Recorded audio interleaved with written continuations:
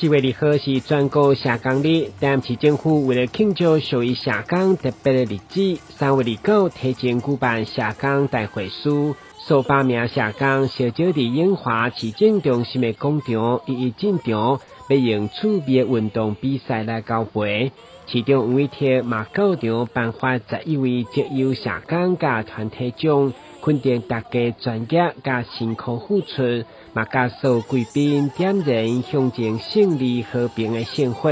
特別佇受虐待兒童事件檢討聲中，要提升對社工的尊重。在社福2.0長照2.0的推動下，已經提高了社工師的待遇，但對於社工師的尊重，我們還是現在正在努力，希望讓給社工師在專業上更多的尊重，在人格以及在他的一個執行公務上更多的尊重，其實才能夠讓這個社工師願意留在這邊。地方政府當然第一個人力能夠更充實了啊，中央綁定的部分，我們地方也事實上也可以讓他的在勤務的安排上不要變成破碎化，能夠讓他們有完整的時間，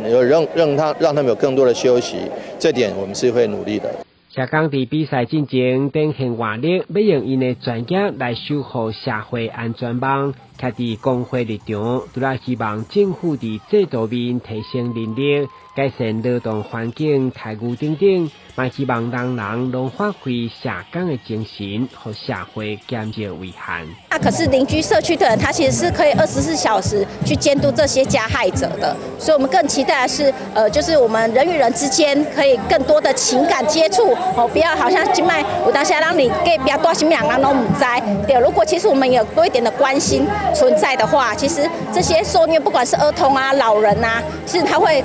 比較早被看見，也可以減少這個憾事的發生。